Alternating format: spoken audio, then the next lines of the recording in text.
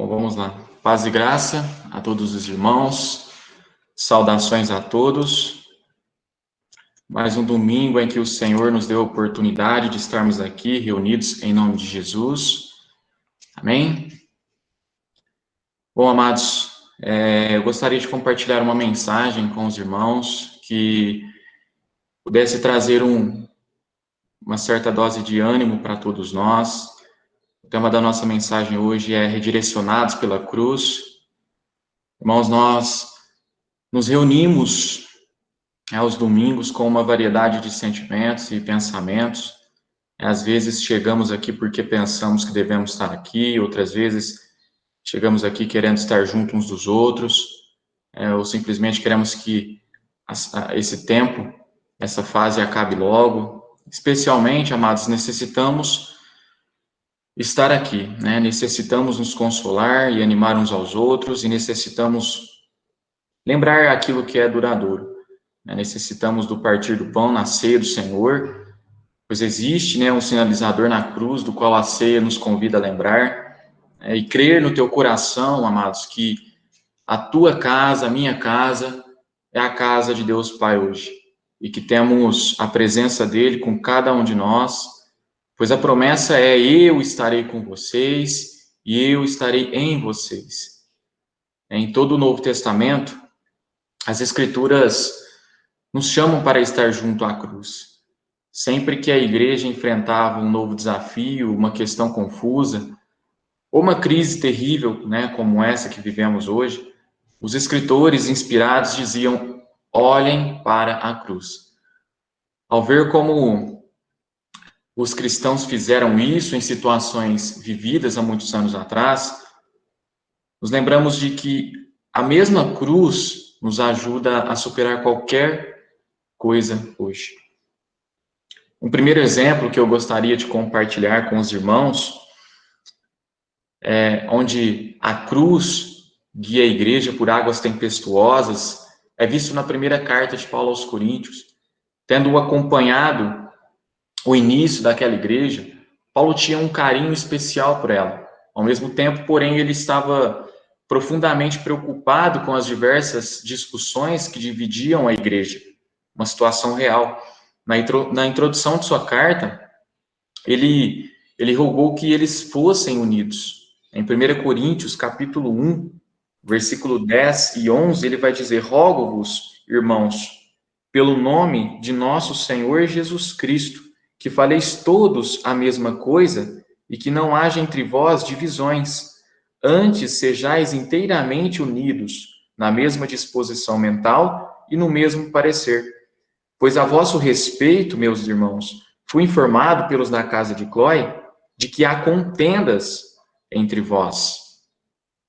E qual é a solução para um problema como esse? Paulo disse que era a cruz.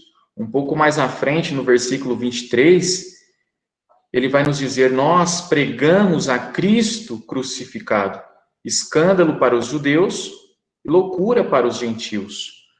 Um pouco mais à frente, no capítulo 2 e no versículo 2, porque decidi nada saber entre vós, senão a Jesus Cristo e este crucificado. Paulo está dizendo: olhem para a cruz aos Coríntios, e vocês encontrarão o caminho para acabar com a divisão. Um segundo exemplo de como a cruz guia a igreja nos tempos difíceis aparece em 1 Pedro. Essa carta foi escrita num contexto de perseguição, quando os cristãos estavam sendo perseguidos por causa da fé, onde os cristãos, então, poderiam encontrar consolo e esperança em tempos de aflição. Pedro vai nos dizer, e disse naquele tempo, para irem até a cruz. Em 1 Pedro, capítulo 2, versículo 21 ao 24. Porquanto para isto mesmo fostes chamados, pois que também Cristo sofreu em vosso lugar, deixando-vos exemplo para seguirdes os seus passos, o qual não cometeu pecado, nem dolo algum se achou em sua boca, pois ele, quando ultrajado, não revidava com ultraje. Quando maltratado, não fazia ameaças, mas entregava-se àquele que julga retamente, carregando ele mesmo em seu corpo, sobre o madeiro, os nossos pecados, para que nós, mortos para os pecados, vivamos para a justiça. Por suas chagas fostes sarados. Olhem para a cruz, dizia Pedro, e vocês encontrarão caminho para vencer o sofrimento. Um terceiro exemplo da maneira como a cruz guia os cristãos em tempos de confusão, aflição, encontra-se em Gálatas. A carta aos Gálatas foi escrita para contrariar o legalismo, que estava ameaçando as novas igrejas que Paulo ajudara a estabelecer em sua primeira viagem missionária. Falsos mestres haviam seguido Paulo em suas viagens e estavam ensinando que os cristãos precisavam obedecer à lei de Moisés, né, para serem salvos. Paulo viu isso como uma mentira que ameaçava a própria existência da igreja. A quem os cristãos, então, podem pedir ajuda para lidar com falsos mestres e seus falsos ensinos?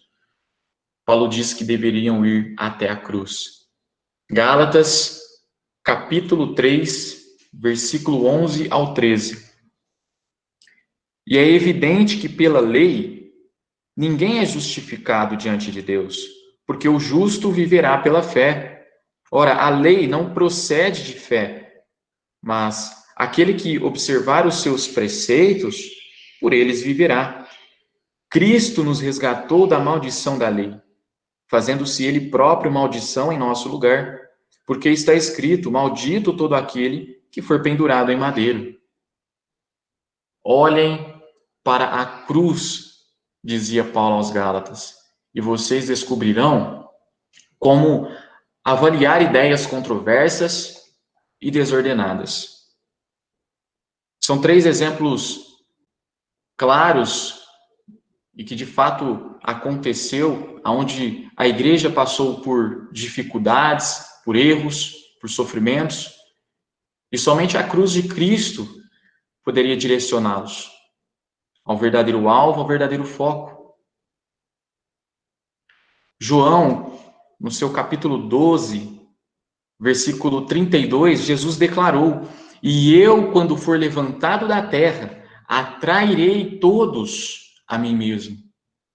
Amados, a cruz impele nossos corações e nos atrai ao maravilhoso Salvador que nela morreu por nós, Jesus Cristo. Amados, algumas promessas vão se cumprir no meio do deserto, algumas geradas no meio dele. Certamente, se você fizer do Senhor a sua confiança, Deus já determinou nossos limites, né? Deus nos sustenta através da sua palavra. O poder do nome de Jesus é suficiente para nos manter de pé. A esperança que habita em nós é suficiente para que nós não pare. Existem dias que são maus, como os que estamos passando hoje, mas nós carregamos a esperança da glória de Deus dentro de nós. E apesar do dia mau, nós não vamos ficar no meio do caminho, não vamos desistir. Nós não vamos parar, pois dias maus ainda assim carregarão milagres. Irmãos, a palavra precisa ser uma verdade na nossa vida. Aqueles que semeiam com lágrimas, certamente colherão com júbilo. Se está cansado, continua caminhando. Se está cansado, continua semeando. Se está frustrado, deixa Deus renovar você, né? Mas não pare. O verdadeiro amor lança fora todo medo. Amados, a cruz redireciona a cada um de nós. Eu queria concluir a mensagem com uma analogia que eu vi em um livro outro dia, onde um escritor chamado Bill contou como em sua infância um menino briguento costumava atormentá-lo, chegando certo dia a tirar-lhe um anel especial que ele ganhou de aniversário. Todos os dias, Bill pedia seu anel de volta, e todos os dias o menino briguento dizia que só devolveria o anel se Bill deixasse que ele batesse nas suas costas o máximo que aguentasse. Temendo a dor, Bill sempre ia embora sem o anel, sentindo-se humilhado. Então, um dia, um amigo de Bill, chamado Larry, disse para o menino que ele levaria a surra. O briguento bateu em Larry e depois devolveu o anel para Bill. Pensando nisso mais tarde, nessas lembranças de infância, Bill escreveu que hoje não faço ideia do que aconteceu com o anel, mas jamais me esquecerei do que Larry fez por mim, quando ele levou aquela surra no meu lugar. Da mesma forma, hoje, a cruz de Cristo, irmãos, nos ajuda a reorientarmos as nossas vidas depois de uma semana conturbada. Ela nos mostra como encarar desafios novos e dolorosos. Ela nos reboca o coração e nos redireciona a Deus, ao centro de tudo e o que de fato importa e aonde os nossos olhos devem permanecer até a sua volta. Amém? Eu gostaria de encerrar o sermão de hoje com um texto que se encontra em Abacuque 3. Se os irmãos quiserem abrir as suas Bíblias e acompanhar comigo. Abacuque, capítulo 3, versículo 16 ao 19. Abacuque, capítulo 3, versículo 16 ao 19.